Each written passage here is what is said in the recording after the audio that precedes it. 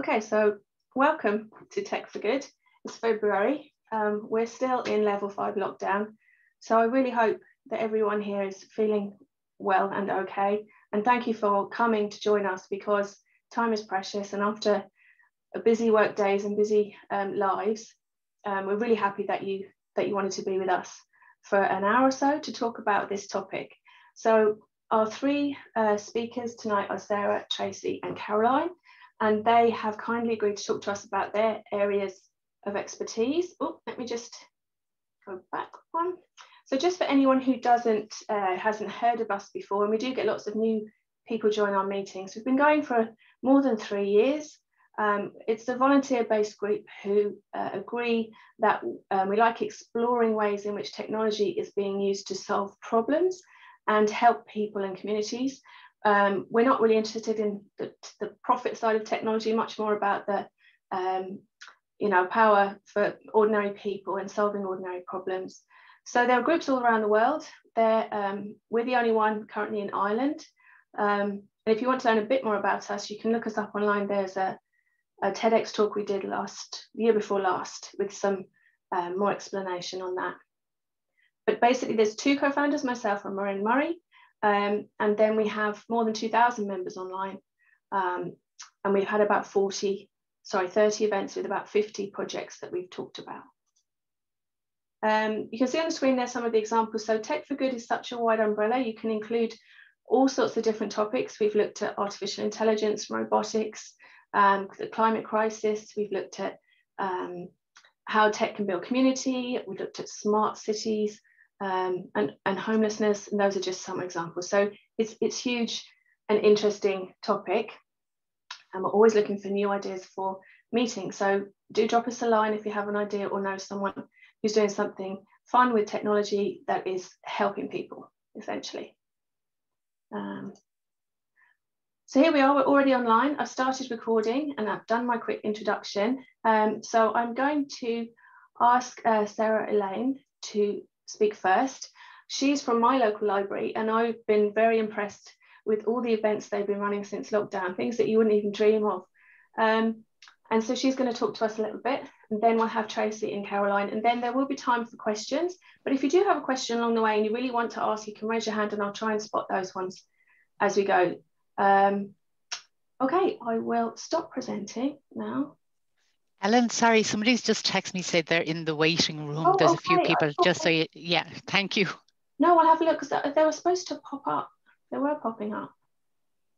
Let me just check. Oh, there's one, I can see one. That person's in now.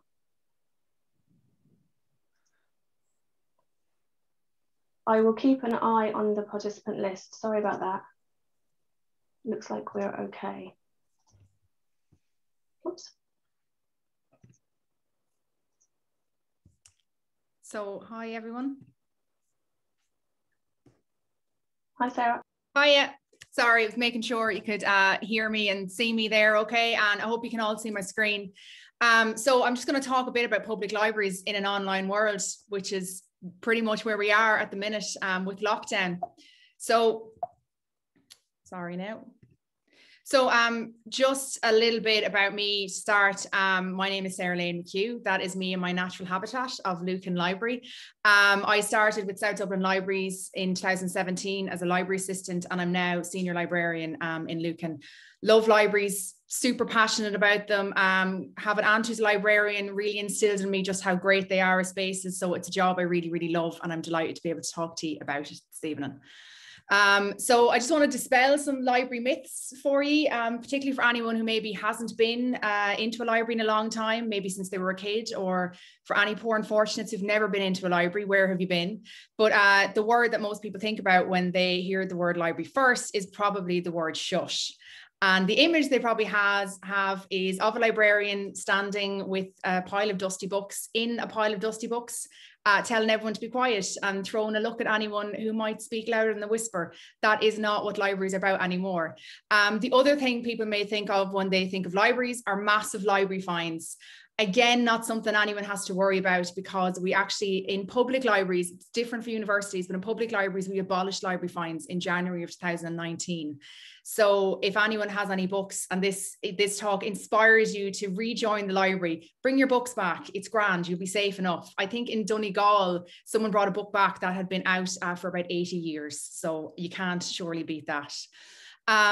So basically how your library looks at the minute, or how your library looks more like, is what's in front of you there now.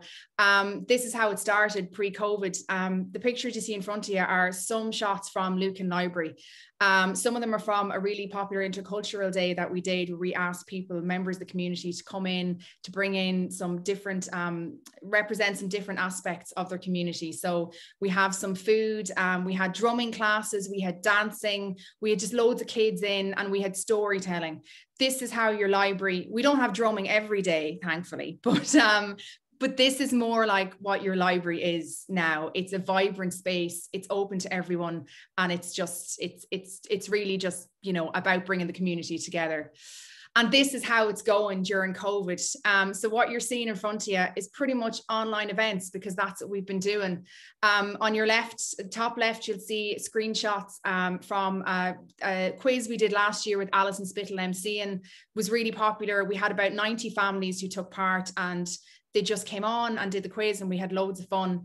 On your top right, you'll see a painting class that we had specifically for older people and for over 55s, where everyone got their canvases and their paints posted out to them, and they took part in they basically all painted together, and everyone had their painting at the end of it. On the bottom left there is an event that actually just happened today. We did a publishing course online for kids before Christmas, a 6-week course where they wrote their own books and they had them published in hard copies at the end. And what you see there at the bottom left are some of the kids this morning showing their work. And we had a little online launch for them on Zoom.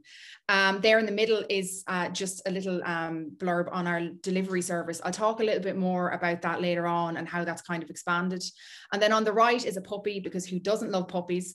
And this is a real puppy who was actually a member of one of the teams that took part in our Alison Spittle quiz, and I couldn't really leave that one out.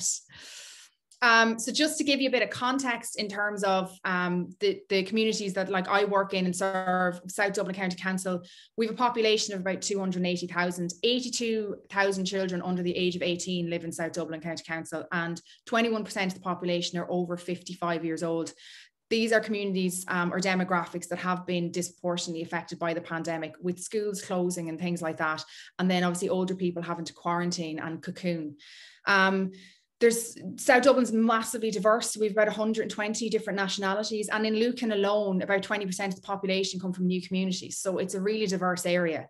And we have 6 library branches, including our mobile delivery service, that are serving all those people in the community. South Dublin Libraries, these are 2017 figures, but we've approximately 44,500 active users. We'd almost 860,000 visits to South Dublin branches in 2017, and almost 500,000 virtual visits. It's a big number. That 500,000 really shows that we had an online presence before all this happened, but it's really expanded since that. And just to give you an overview about Ireland, all the libraries are overseen by Libraries Ireland. That's the body we all kind of come under. There are 330 branches across the Republic. And in 2018, there was almost 1.2 million library users. It's a lot of people. That's a number we're hoping to double in the next few years. And certainly with the lockdown, funnily enough, the membership has really increased, with a lot of people joining so they can use online resources and log on to events. And again, in 2018, there was over 17 million visits made physically to branches. So it's a lot that we are really kind of missing out on that. So bad libraries build collections, good libraries build services, and great libraries build communities. This is a quote I love, because it really just at the heart of it is what public libraries are about. We're about building communities, we're about providing spaces, and we're about linking in and bringing people together. And that really is what we're trying to do as much as we possibly can during the pandemic, when something like that community space is really, really needed. So the challenge for libraries is really staying connected within the community. That is what it's all about at the minute. And when those physical spaces aren't there, how are we kind of going about doing that? We've moved online, to put it bluntly. most of the events, a lot of things are just online now. And that's how we've done it as much as possible. Anything that we've kind of held in the past and everything has been moved online. So the traditional services that we would offer to the community would be things like book clubs, local history groups for their writers groups. These have all gone online. And I should preface this by saying that Zoom has been an absolutely like invaluable resource that we've had. 99% of the stuff that we have done, this sounds like an advertising for Zoom, but 99% of the stuff that we have done over the last year has been on Zoom, and it really has helped us to bring people together. In terms of borrowing books, which is, I suppose, how library started and the fundamental core of it, we have a great app called BorrowBox, and that's proven to be hugely popular. It's really resulted in a lot of people joining the library over lockdown, because you can just join online. You don't need ID or anything, and you'll be able to access that. And it has and audio books on it. So it's really hugely popular. And a lot of our book clubs tend to use it as well. So it just means you have access to books, even if physically you can't come into the library. Just some more of the services, again, genealogy studies, language classes, story times. These have all been hugely popular, particularly at the start of the pandemic, when we were trying to figure out how we were going to kind of shape all this and work on it. The online story times were hugely popular. And in South Dublin, in Lucan Library, actually, we were featured on Broadsheet because we had kind of committed to doing these story times, and we were recording them every day.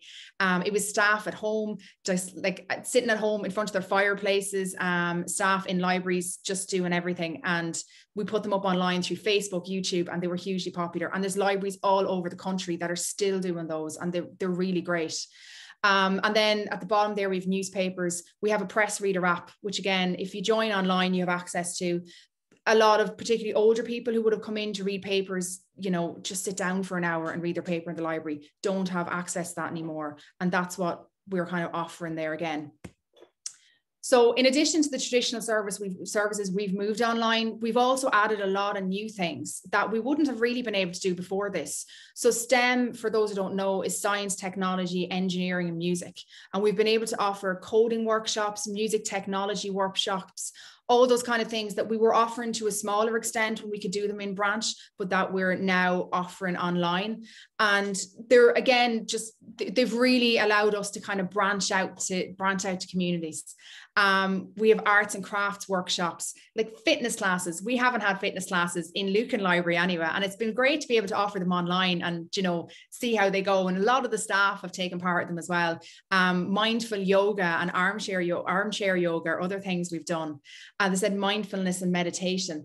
And then we've also had increased home delivery services, and I'll talk a little bit more about that shortly. The benefits of public libraries moving online, we've been able to maintain community contact, and that's been hugely important during the lockdown, as everyone knows. And I know I said about Zoom before, but we all know how kind of isolating this time can be, and it's been great to be able to maintain that contact. We've been able to reach out to people outside our usual areas. We ran a hugely popular genealogy course last year, and we had people from the UK, from Australia, from America and Canada who contacted us to get onto these courses. So that gives you an idea of how big the scope is.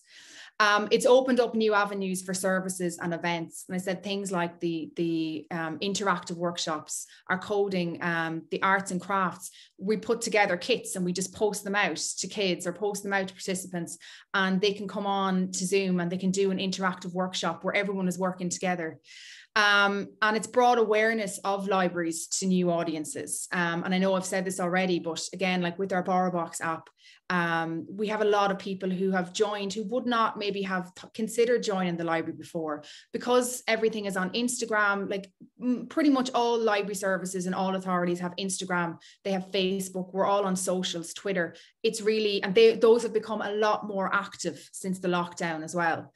And it's given libraries access to wider pools of facilitators, organisers and events. So things like authors, or I said workshops, like teachers, lecturers, people that wouldn't have physically been able to come into our libraries to do certain events. We now are able to have them do events for us.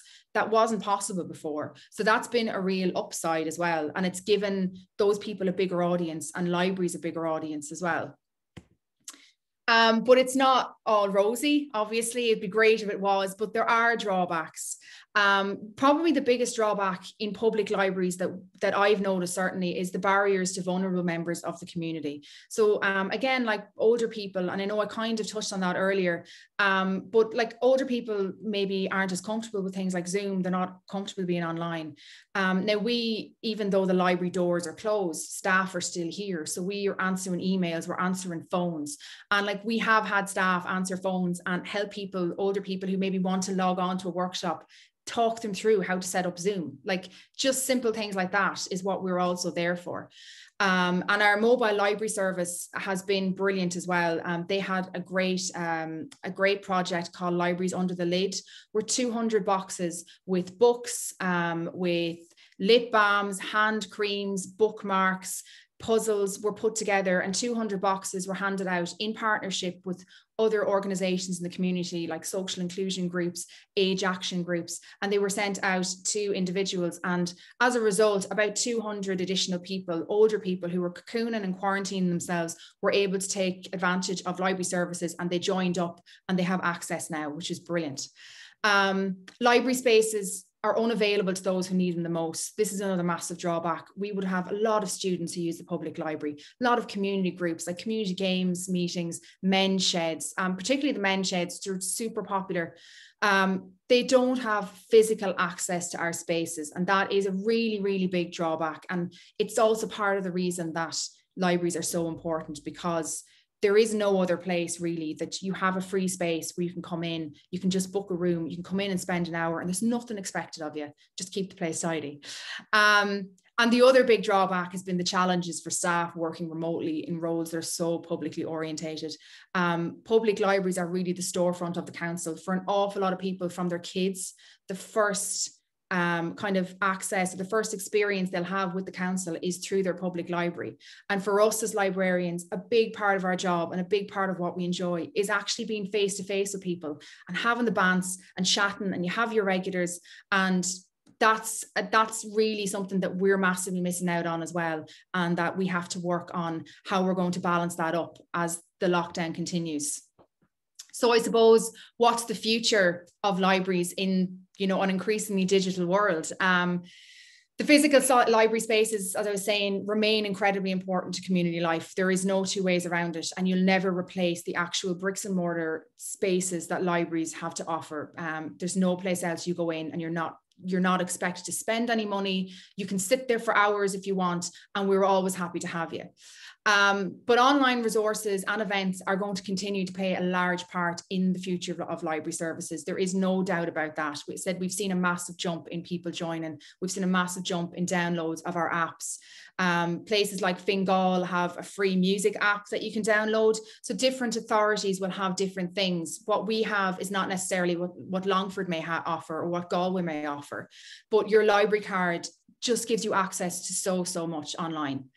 And the challenges really will be providing equal access to all members of the community while keeping up with those advancements. So we don't want to leave anyone behind. Again, one of the big tenets of and the ethoses of public libraries is an equality of access and equality of information for everyone. So while we do move on and offer so much online, as we have been doing, particularly over the lockdown, it's really important to bring members of the community with us. And that's a challenge that we have to face as well. So not to sound like an absolute massive recruiter, but join your local library. If this talk hasn't convinced you, I don't know what will. But the big thing is the library is free. Everything is free. You're never going to be expected to pay for anything except your printing. Like we have 3D print. You can come into Lucan Library and we have a 3D printer where you can print out your little nuts and bolts or whatever you want. I've had people come in. I had one guy come in to print out screws for an IKEA shelf that he bought, and it's all free. So you just can't beat it. One library card works in every branch in Ireland as well. So if you go online and you join, if you're living in South Dublin and you join South Dublin libraries, you walk into any library in the country and you just bring your library card with you and you can use that library. You could borrow your books in South Dublin and you could leave them back in Kerry if you're on holidays there, as I was for that brief window of freedom that we had last year.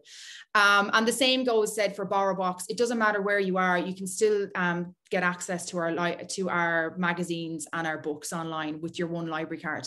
And you can join online right now and you'll have access. Like when this talk is over, you can just go online to the Libraries Ireland website or go to your local authority website and you can just join and you've got access to a lot straight away. And follow your local library and follow Libraries Ireland on socials to keep up to date on events and campaigns. I sound like such an advertisement, it's true. But like today, for example, is February 25th. It's Ireland Reads, which is a national initiative. And if any of you have been on your socials today, I can guarantee you've seen the hashtags of Ireland Reads, because everyone is trying to commit themselves to a little bit of reading. And a lot of that has been made possible through our online resources. There's no two ways around it.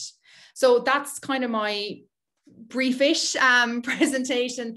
I'm going to stop now and hand it back over to Ellen and just say thanks very much for listening. If you're not a member of your library already, you might as well go out and do it. And that's the last time I will hammer it home for you. Sarah, that was fabulous. Thank you so much. Thank you for sharing those slides with us. And I started to write down some of the things that you're doing, and it's just astonishing. I mean, I know a lot of us have been sent to work from home, and a lot of us have just continued to do the job we originally did with some caveats and some changes. But it sounds like you're doing a whole load of work that was never really on your plan, and I think that's fantastic. I'm sure people have questions. If you can keep them to the end, it means that we can record the 3 talks first, which makes it a bit easier for editing, as some people might not want their questions on the video. So hang on, I see Caroline, you've got your hand up. If you can hang on to your question, that would be fantastic. So next we have Tracy, who is the co-founder of Grow Remote. So I will put myself on mute, and Tracy, you can take it away. Thanks a million, and thank you, Sarah. You energy, enthusiasm for the libraries. I would totally join. I don't think that's selling at all. I think it'd be a joy to join. Hello, my name is Tracy. I'm co-founder of a non-profit, a social enterprise called Grow Remote. And Grow Remote started in mostly rural Ireland. So as I was looking at the logo there of Tech for Good Dublin, I was like, there was just a weird feeling of infiltrating something. But we started off in rural and regional Ireland, and the reason was our communities were dying. So the vacancy rates on over 14 counties in Ireland last year increased. And our main street is really important to the health of our surrounding communities. And how do you solve a problem like that? It's really difficult. So we focused in on remote work. By remote work, we mean location agnostic employment, which is a mouthful, but we're trying to pull it back from gig work, freelancing, digital work, into employment, a good job that can happen anywhere, whether you're in Dublin city centre or Clonakilty. It's equal access to employment opportunity. We were volunteer until September of last year, and Men's Sheds came up a lot. We were lucky enough to hire in the founder of Men's Sheds in Ireland, John Avoy. So he started with us in September of last year. To date, we've grown into 170 local communities all across the world. So those are local communities of remote workers who are all about offline, not ready for COVID, but all about offline and engaging in their local communities. We run 2 training programs with thanks to Solis and the Laois Offaly ETB. They're national and they're free. And there's one targeted at people managers, ensuring we're going to have companies that are equipped with the skills to be able to manage remote teams. And there's one targeted at people who are unemployed, ensuring they have the skills to access remote work specifically. Run over 400 events, but mostly we are open source, right? So we're kind of like citizens' advice for remote work. We'll give you all the information and we'll make public as much as we possibly can know. The only thing that's stopping that at the moment is probably resources, but we'll be doing more of that as we go. This is kind of a convoluted slide in some respects, but it kind of covers the basis of change that we're after. So we work with community groups through a platform called ChangeX. We educate local community leaders on everything remote work and fostering local communities of remote workers. For individuals, we do things like those training programs, but a bunch of other supports. For companies, on the company side, we're working on our next big action for change, which is supporting companies to transition to remote. And finally, we've got one space for all of that to come together. But really what that comes down to is Graham. So Graham is one of the people who, he lives in Donegal, and he came through our training program. We saw a job that was advertised on Collect, which is an Irish company, and it happens all the time where they advertise in a city, because there's a lot of platforms still where you're not able to advertise a job without any location. So we went to them, we said, hey, is this remote? Can we advertise it? And we were lucky that at Grow Remote, somebody built and donated a jobs board to the community. The metal is very much at the core of us. So there was lots of makers who built us. But we were able to advertise that job there. Through the training course, Graham was able to get upskilled, and then he was introduced to the company, and then he was able to work for this organisation in Donegal, which is big because the average salary in Donegal is 29,000, and the opportunities for career progression are limited. So getting access to good employment is good for all of us. Mostly it's good for our local communities. And I know you'll hear from Caroline later in terms of Solas, but for us, they were instrumental in the creation of a nationwide course and building our remote ready workforce. They were just pure joy to work with. I've got a question for you. How many remote jobs are open in Ireland today? Either shout it up or put it in the chat. So by remote jobs, I mean a job like that has a pension, has sick pay, has annual leave, has, I don't know what else you want, a home office stipend, a co-working stipend, has a contract for a lot of time, like permanent kind of a job. How many jobs do you think are open in Ireland every year?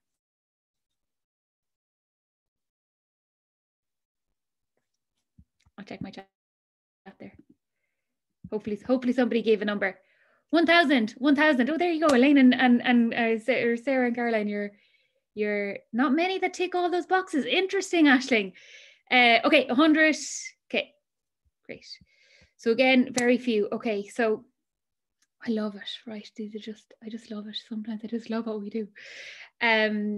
So permanent good jobs. There are 55,000 jobs open this month, and that's increasing at a rate that is quite significant.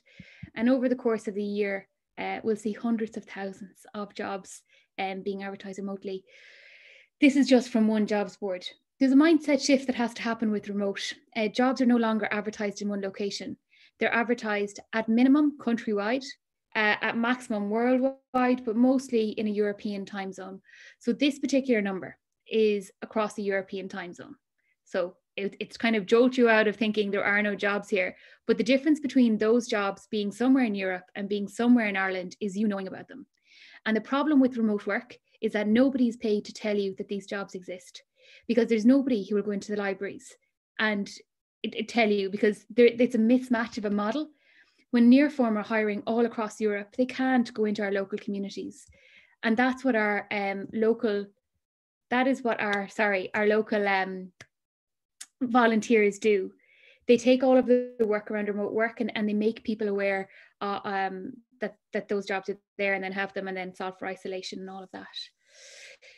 With the market has moved around COVID, so pre-COVID, it's going to check the time at the same time. Sometimes I'm bad for going over 5 minutes. Okay. Pre-COVID, there was a few companies. Post-COVID, there are some new entrants. My favorite is Web Summit. Web Summit is my favorite for a particular reason. They were talking about remote work, as lots of companies do, and they advertise their jobs in Dublin. And I was like, stop. I mean, you can work remotely in Dublin, but you can't talk about remote work and advertise jobs in one location. You need to advertise them location agnostic within a large geographic area. Web Summit moved from advertising jobs in Dublin and Lisbon to advertising jobs fully remotely. That's transformative from our local communities. It adds a layer of complexity in terms of lots of things, but one being, how users search is still, they search by, okay, I'm looking in Lucan, find jobs in Lucan. That's not how you find these particular jobs. And when we surveyed the community and we said, what's your biggest challenge with finding remote work? Where to find it was still the biggest issue, because there are new jobs platforms, but I'll bring you through it. Future is hybrid. So what does hybrid look like? People say kind of 2 days in, 3 days out. It's probably not it exactly. So before I was in Grow Remote, I was embedding remote work in Bank of Ireland. And since then we've worked with over 200 people, 200 managers in a range of large Irish enterprises in terms of their transition to remote. Probably going to be three sections. First of all, third, in the office. For lots of reasons, people want to go into the office, right? The office is not dead. A third is hybrid. So they want to do 2 days in, 3 days out, whatever, something like that. And a third is fully remote. And that's probably what we're looking at here. And within that, then there are lots of models. So when we think about remote work, it can often be something that is outside of Dublin or something that is just home, or people kind of box it into different things. But remote is fundamentally choice. That's what it comes down to. Now, within choice, there are different models. So you have Amazon, Shopify, eBay. They only allow you to work from home. There is no office here for the likes of Shopify, although they hire 400 people all across the island, starter salary of 29,000. There's no office, so it's only home. HubSpot and Bank of Ireland, they only do home and headquarters, so there's no hub. GitLab, Buffer and Automatic. GitLab is the largest remote company in the world, right? So when we talk about remote, and they've got a free training course in remote too, when we talk about remote work, we need to bring GitLab into the conversation, make that part of it, because people talk about remote work but don't know about these companies. Anyways, a different tangent, different rant. For those companies, you can work between home and hub, and they will give you a co-working stipend. NACEC, the National Association of Enterprise Centres, are the kind of national representative body for the hubs, and for them that's really important. And then there's Anywhere. Anywhere still isn't anywhere. So the likes of Glowfox are an Irish company. They have offices here. You can work fully remotely, you can work between home and hub, or you can work in their office. So they advertise the job without any location. They advertise it in Europe. You get it in Leitrim and you say, actually, I want to work from your office in Galway, and then I'll do 2 days from home. So you predefine it, but so it's not kind of a free for all completely. But underlying all of that, and came up at the start of this call when we were getting ready, is remote first mentality culture. And if we do not shift to remote first culture, organizations will not be inclusive. Remote work won't work for the company, it won't work for people, it won't work for our communities. If you've ever heard the line, nobody gets promotion on Zoom, which Adrian Weckler says all the time on Twitter, that's incorrect. It's for how companies used to do remote. If they do remote first, everybody will be getting a promotion on Zoom, because it's kind of like universal design. It's designing the organization to be inclusive of everybody.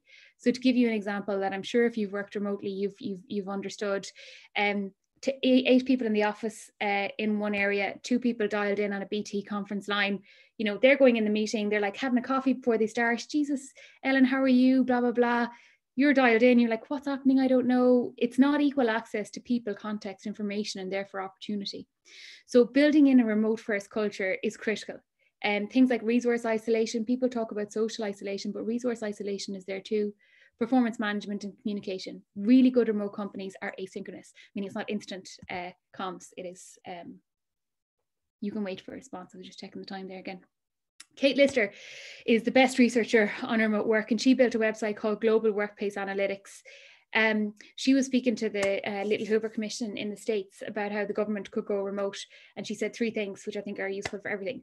First of all, you make it available to all, and you make criteria for non-remote roles clear.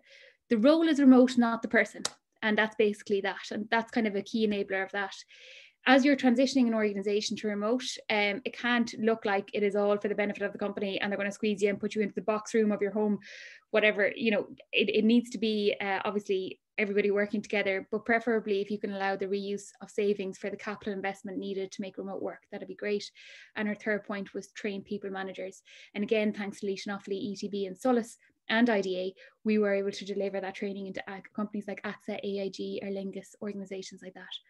But as Kate Lister was talking, she said something where I was like, when somebody puts words to what you were thinking, she said something. She said, remote work used to be for the top 7%. So how it used to work is that you'd go to Dublin, you'd work your way all the way up.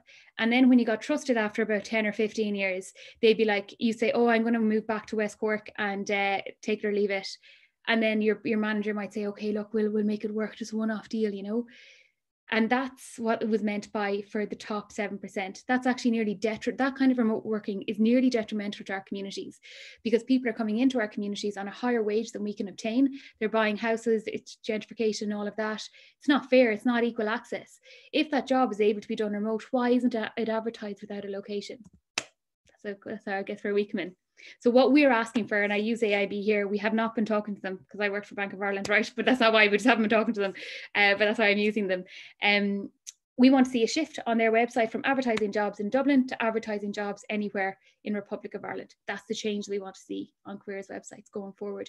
And by the way, remote work can be as powerful in Dublin city centre as it is in Clonakilty. One of the first people I met was a lady called Orna. Her kids were old enough that she could work in the house and they could occupy themselves, not old enough that she could leave them there. Because she could work from home with Wayfair, she was able to work remotely. Remote work in Ireland. So this is kind of, Orla Bresnan kindly made this for us. Shopify are Ireland's, they're now Zite, they just rebranded last week, largest homegrown remote company. Automatic and GitLab are some of the largest remote employers in the world. We bring that to you just to kind of think, sometimes when we talk about remote, it's kind of glossed over, it's very surface level. If you know about these companies, you kind of know where to go for the right information. And again, you're working for them, salaries are superb. And it's employed. Remote work used to be contracting, but that's not what it is anymore. They employ you here. To give an example of some companies who are hiring now, Hopin are hiring a bunch of people. I'm sure you've already heard of Hopin. It's an events platform, really good organization to work for. They raised 125 million, obviously, because of COVID, and they were doing great. But they are offering, they're hiring lots of people. And again, wherever you are in the world. Glowfox, as I mentioned, they're an Irish company. They lots of content from them on our YouTube channel. You'll hear from Finn, their co-founder, Ireland's fastest growing remote company. And again, just brilliant to work for. Nearform, I'm sure you'll know them, an Irish company again. They'd be best known for building the COVID tracker app. And the trick that we use, by the way, for remote work when we're trying to see what's a scam and what's not, because there are plenty of scams still in remote work, is Glassdoor. So if you want to Glassdoor, it's anonymous staff feedback, and then you'll be able to see what's a scam and what's not. So Nearform has good reviews. One of my best tips for remote work is do not self-select yourself out of opportunity. So people say remote work is only for tech. No, it's not.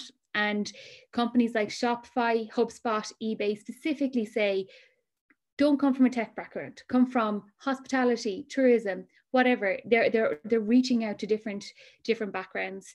But the other thing is age. So just last week, Mary got employed. It was amazing. It was great for us. We love, obviously, when people get jobs.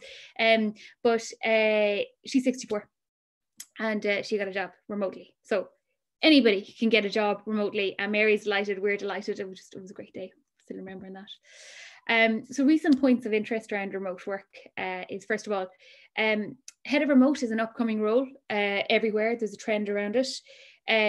So in terms of GitLab, Facebook, companies like that, GitLab were the first to have a head of remote. His name is Darren Murphy's on Twitter.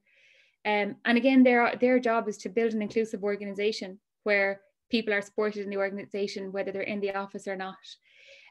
Salary localization is coming up a lot.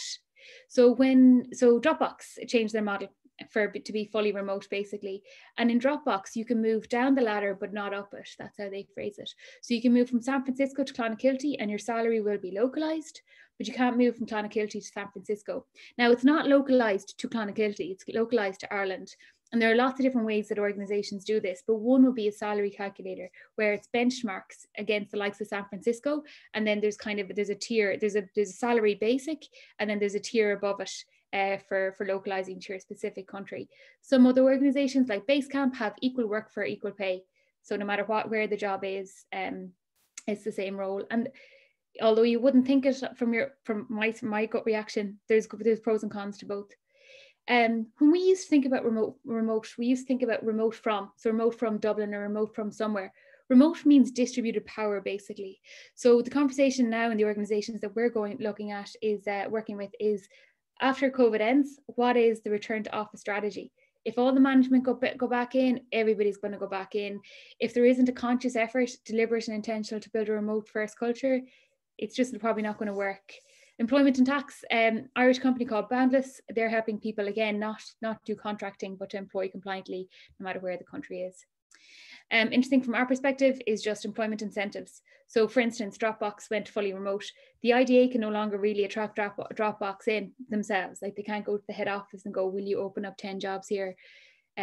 So how do they attract them? Well, we can attract their employees, and organizations like Tulsa Remote have been doing that for a couple of years now. And it's been working really well for them, where they attract specifically people who are employed in large organizations to come and live in their area. That is it really from me. I hope that all made a bit of sense. everything that we do, as I said, in Grow Remote is free. Well, most of the things we do is free. Oh yeah, sorry, we have a finding remote work course that is a mini course that is free to access, gives you everything you need to find remote work in one place, so you can access that. But largely we were built like a pizza, so everybody brought their own slice of the pizza. Some was pineapple, some was all sorts of things, and that's how we built it. That's how it is. That's how the pizza got to be what it is today. And sometimes you could only maybe see the pizza, but how it's built is really, really important. So that mehel element to us is a core part of it. Thank you very much for your time. Thank you, Ellen, for organising it. As an organisation that was totally volunteer until September, I feel you, and I know the effort that goes into these things. So thank you very much. Thanks, Tracy. You know, this time I haven't really found out much about the speakers because I knew I would find out so much listening to you. And thanks so much for just sharing some of that, even just some of those stats with us, because I'm baffled about how, you know, how hard it is to find these jobs, and didn't realise that it was all volunteers really doing the work to make those visible, which is fantastic. And the effort I hope will be fruitful for you as time goes on. And thanks for sharing with us today. We did have someone ask about sharing the slides, so afterwards I'll email the speakers, and even if there's a few slides you want to take out, you can send me ones which you are happy to share, and I can put them online. Can I just say hello, Liz Waters, and thank you so much for your help for Grow Remote. Oh my God, Liz, I just even seeing her name is just great. I hope that you're doing well, Liz, from your retirement or whatever you're doing. Is Liz working with you? She can say hi if she wants. It's up to her though. She just came in the chat there, thank you, Tracy. It's wonderful. I saw you were coming up on this tonight, and that's why I signed up. But I think there's so much opportunities, many opportunities in Tech for Good.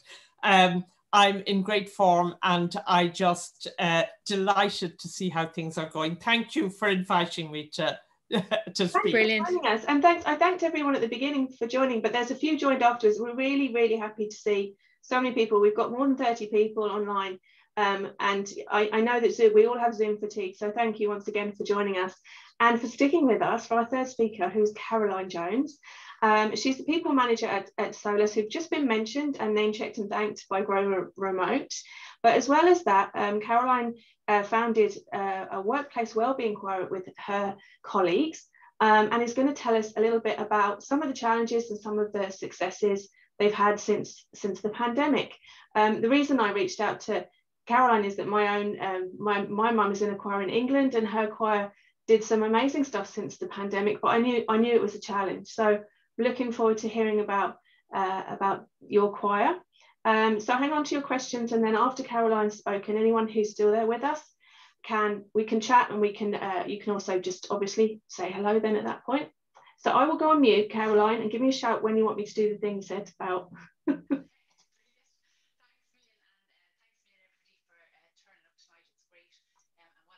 So Caroline, you're very quiet. Can we just check that your sound is working? Now, can you hear me now? Perfect. Yeah, lovely. Yes, I'm going to buy myself that sweatshirt. You're on mute.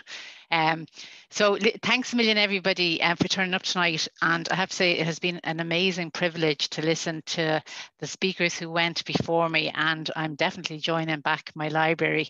And I just have been blown away by the Grow Remote. And it's just so timely for all of us when we're starting to think about how we go back into the office when we've been traditionally office-based. So thanks a million, because you've given great ideas and great prompts. So I'm from Solus, as Ellen said, and Solus are the Further Education and Training Authority with a vision in Ireland to create a world-class further education and training sector. So we do this generally by actually providing funding and developing policies. And we work, as you can hear, we work there with lots of different organisations, predominantly through education and training boards, with some national organisations, and then with the likes of, as Tracy was saying, they Grow Remote in a variety of different ways. And we fall under the Department of Further and Higher Education, Research, Innovation and Science, a big mouthful. So you might ask yourself, what has that got to do with choirs? Well, when I joined Solus, everybody was working away. There's about 219 staff, and we were all in different units and quite diverse. And I was trying to think, what can I do just to bring people together? That doesn't matter what grade you are, it doesn't matter who you work for, but we can just all get together. And by accident, I was out with a friend who was 60, and we started singing. I said, wow, that would be a brilliant idea. get people together to start singing. So that's literally what I did. I went in, and I think my boss looked at me and said, "Oh yeah, brilliant idea, just go with it." But I'm sure she's thinking I was mad. And we started off with 9 people. We now have about 30 people, about 35 people in the choir, but people come and go, which is actually something very nice. It's quite fluid, so people can, when it suits them, come and go. We have no auditions or anything like that. We encourage, you don't have to be an amazing singer. The whole thing was to bring people together. When we start researching choirs, we realize how good it is for well-being in terms of breathing, the socialization aspect of it, and learning and being present, all things that you have to be in a choir. So as I say, we grew fairly quickly. And now when I tell you we were nervous, because we're all just regular Joe So people, nobody was trained in music, nobody knew how to read music. And in fairness, we also had no money to do it. And we got in touch with DIT and asked, would any of their students be interested in coming along and directing us. So this poor fella came along, and he was just literally out of college and trying to get some experience. And he came along with his music sheets for us to read, which was like looking at a Martian or something. We hadn't a clue. So Stephen, who was his name, stayed with us and now has been working with us for 3 years and is phenomenal. And he's teaching us how to read music as well. So SOLUS has a very interesting role in education, and we fund a lot of education and in places that people wouldn't actually think about. So one of them that I'm just going to talk to you about for a second now is prison education. And about a year and a half ago, SOLUS held the first ever TEDx event in an Irish prison, and it was called Beyond the Wall, From Custody to Community. And it was looking at how ex-offenders, when they came out, could get into pathways that were quite progressive and that could maybe look at challenging recidivism. So as part of that TED Talk, the comms director asked us, would we like to sing? And of course, we nearly had a heart attack because like we were literally hiding behind the shadows if anybody asked us to sing. But anyway, we brazened it out and said yes. And in that, we discovered that there was actually a male prisoner choir in Mountjoy. So we linked up with them and we decided to sing together. And I suppose for, before we move into the tech for good piece, actually going and meeting people was a big thing for us. I think for all organizations, we talk a lot about diversity and inclusion. And a lot of the time it's kind of words and tick box exercises. But in terms of some of the things that we've done recently, we've really started to understand about working with people who are different from us. And that doesn't matter what the difference is. It's actually how you work, how you develop respect, how you learn about other people, and how you actually challenge yourself. And it has been a very a kind of powerful piece for the staff in SOLUS in terms of, just working with people who are different than you. In a way that's probably it's beneficial to everybody. So while I don't think we ever use the words diversity and inclusion, I think that we very much put it into practice in what we did. And it was also very much the same in the prison, because when we went in, like we were all like, it was like a ballroom of romance. We were predominantly women, and we kind of literally were up against the wall, and the prisoners were eyeing us up saying, who's this shower now coming into us, and so we all had notions about each other, but in coming together in something that really kind of is a real leveler in terms of singing, it just opened up such a huge world to all of us.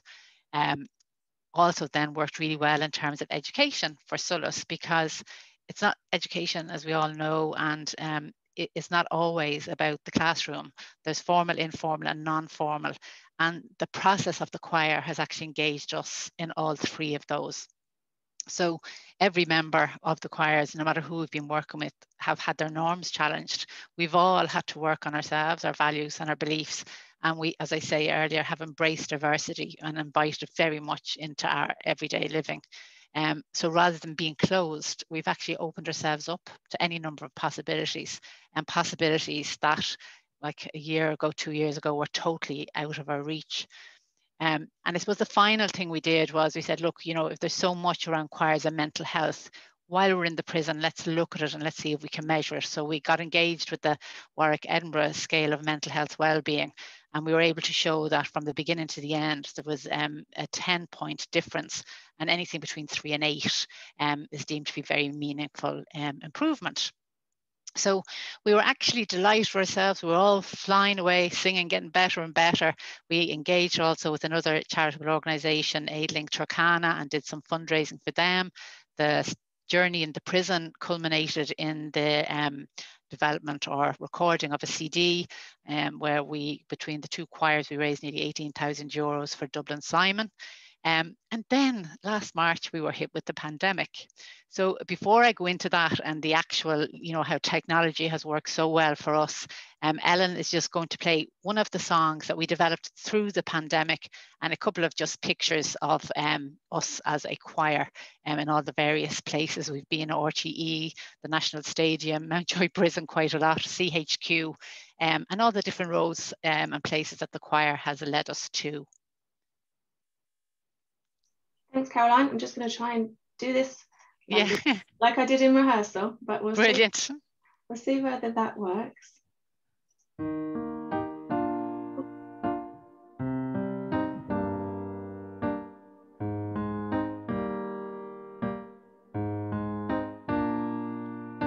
Here's to the ones that we got. Cheers to the wish you were here, but you're not, 'cause the drinks bring back all the memories of everything we've been through. Toast to the ones here today. Toast to the ones that we lost on the way, 'cause the drinks bring back all the memories, and the memories bring back you. There's a time that I remember when I did not know no pain, when I believed in forever and everything would stay the same. Now my heart feels like December when somebody say your name, 'cause I can't reach out to call you, but I know I will one day. Yeah. Everybody hurts sometimes, everybody hurts someday, but everything gon' be alright. Go and raise a glass and say, hey, here's to the ones that we got. Cheers to the wish you were here, but you're not, 'cause the drinks bring back all the memories of everything we've been through. Toast to the ones here today. Toast to the ones that we lost on the way, 'cause the drinks bring back all the memories, and the memories bring back you. Do do do do do do do do do do do do do. Memories bring back you. There's a time that I remember when I never felt so lost, when I felt all of the hatred was too powerful to stop. Now my heart feels like an ember and it's lighting up the dark. I'll carry these torches for you that you know I'll never drop. Yeah. Everybody hurts sometimes, everybody hurts someday, but everything gon' be alright. Go and raise a glass and say, hey, here's to the ones that we got. Cheers to the wish you were here, but you're not, 'cause the drinks bring back all the memories of everything we've been through. Toast to the ones here today. Toast to the ones that we lost on the way, 'cause the drinks bring back all the memories, and the memories bring back you. Do do do do do do do do do do do do. Memories bring back you. Do do do do do do do do do do. Memories bring back you. Yeah, yeah, yeah. Yeah, yeah, yeah, yeah, do, do. Memories bring back you.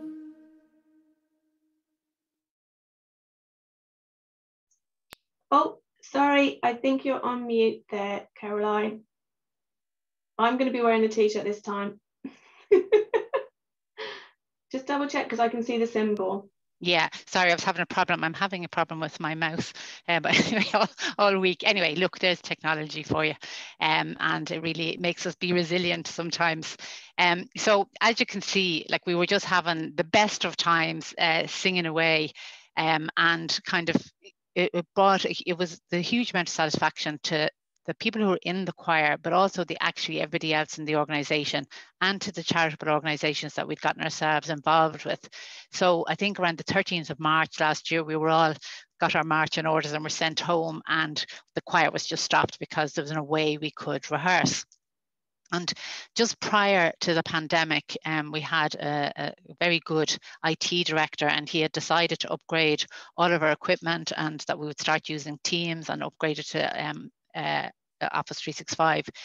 And it was just incredible because we had something was brand new. Probably we would have been very slow to use it. And we just, the choir sort of said, look, this is going to be terrible if we can't sing. Is there anything we can do? So look, let's try it. Let's just try Teams and see if it'll work. And so I just want to say something as well, just in terms of, you know, especially around Tech for Good. You know, Solas had kind of quite shortly before that developed a CSR framework. And when we were shifting to our new equipment, we partnered with Camara. And so we gave them all of our equipment, which was only about 5 years old. And it was huge learning for people in Solas as well. I come from a community background, but a lot of people hadn't, and they just had no idea of the need for this kind of equipment in Ireland. They thought that it was actually going to go out of Ireland into developing communities, so they in outside of Ireland, and they were just really shocked that actually schools in Ireland needed it, as well as community groups, youth groups. And so we were just thrilled that we had linked in with them and that we could actually give that equipment over. But anyway, look, we got onto Teams and we very naively and innocently thought we'd all just get on here and start singing. And then we realized actually we sound like scalded cats because the broadband was pulling somebody this way. So somebody might be starting the song when somebody else was finished. So we very quickly realized that we had to sing separately. So we had to put ourselves on mute, but we were together as a group and we got on with it. And I think, you know, one of the challenges was you miss hearing somebody else, you miss kind of living off that energy, singing and getting the kind of the energy into it. So we made a decision that we'd try and record and see what we could do. So we've managed that successfully. The song Memories there was actually a kind of a little bit of an homage to our collaborators in Mountjoy Prison. We really missed the rehearsals with them as a choir, and so we recorded that to send to our families, to our friends, and to our collaborators within Mountjoy. Since then, we have developed a couple of little projects. The moving online has been incredible in terms of how we've been able to extend our reach. We have colleagues who work all over the country and they couldn't be part of the choir because we rehearsed in Castle Forbes House in the Docklands, which is where we're based. So we've people now from Donegal, Tullamore, Cavan, just all getting on board. And it is also, we've kind of extended, I'll talk to you about that in a minute, with other organisations. So we've done a couple of little projects. We're very cognizant of the fact that people had additional care and responsibilities at home. Some of them could be with older people, and for lots of people with younger people. So we had one project where we got, we had everybody from the family could join in the recording. And then at Christmas time, we had an intergenerational recording of White Christmas. And we had from, I think, age 8 to 80 of members of Solas staff and their families and friends. And it was just a fantastic recording. So we were really, really delighted with that. And we just then, this year, just in January, decided that we were going to try something very different. And we reached out to organisations, we're kind of calling it Across the Docklands, just to see how we could connect. And we have another public sector organisation, the Food Safety Authority, and then Google, who are literally across the water from us. And the three organisations are just in the process now of recording a song, which the three organisations are going to launch together on International Women's Day. So it's been really, really exciting, I have to say. As I said, the problems are, how do you keep people together? We can see each other, and that's how we manage. Teams has developed and is developing all of the time in terms of it didn't have breakout rooms, which Zoom had, and we couldn't use Zoom. We were stuck with Teams, but now we have breakout rooms. So our altos, sopranos and seconds can all rehearse separately, but at the same time. And I suppose that everything that has happened with the pandemic and our use of technology has kind of really allowed us to keep a social connection while keeping safe in our physical kind of distancing. And I think it's the same thing that I've heard, you know, from the other speakers as well, that there has been a mind set shift. We have moved online, we've gone virtual. If somebody had said that all the staff in our organization would have been working remotely a year ago, we would have laughed, or 13 months ago, we would have laughed and said, absolutely no way. But it's happened. We're being extremely productive in every way, whether it's through wellbeing and the choir or further education and training. We've moved everything online, and we're doing everything that we can in a very positive way for our stakeholders, both internal and external to the organization. And yeah, we're thrilled with the extended reach and the collaborations that we thought were gone and maybe we wouldn't see for a couple of years, but they're very active. And then finally this year, we were, well, actually the end of last year, we won a Dublin Chambers Ireland Sustainable Impact Award for the work that we were doing in the local community. This is the choir in the local community in the Northeast Inner City, and also with Mountjoy Prison. So that's really it. Thank you very much for listening, and yeah, look forward to seeing you all again. Thank you so much. That was really, really interesting, especially because we had an audio element, which was lovely to listen to in the middle, and then hear about, yeah, the more recent stuff you've done. Just before we move to questions, I have one for you there, Caroline. Can you tell us how we would be able to listen to this song that you're releasing on International Women's Day, or how we could share it or find it online? Yeah, so we will tweet it out from Solas, and it's usually on the Solas YouTube station. Google are going to be spreading it all across their social media, as are the Food Safety Authority. So I'd say Twitter probably would be the best place, or YouTube. YouTube. I can send you on. I'll send you on a link to it, Ellen, so that you have it. No, as soon as it's available, we can Tech for Good can share it around. Brilliant. Well, thank you for that. Let's see now. Free for all questions, really. I'm going to just switch the view, and I'm going to look for anyone. If you want to raise your hand and I call out your name, you can take yourself off mute. You don't need to put your camera on. That's totally up to you. And just let us know who your question is for, if it is for someone specific, or general questions or introductions, or really any Tech for Good type comments. And don't be shy. Once one person's asked a question, you'll all think of a question. She says, I'm going to jinx myself now. We've never not had a question at one of these, because oh, okay. Okay, we've got a comment. Let me open up the chat and see what we've got in the chat. Okay. Okay, so Owen has asked, he remembers during the start of the pandemic, the 3D printers were requisitioned. Are you getting them back, Sarah? Yeah, our 3D printers were requisitioned, and we do have our 3D printer back. So for anyone who doesn't know, they were made, our 3D printers were basically requisitioned by the company who made them to make clips for visors, for face masks, to be used particularly in hospitals and that at the start of lockdown. But we have actually gotten them back, and they are kind of sitting there quite lonely, waiting for people to come in and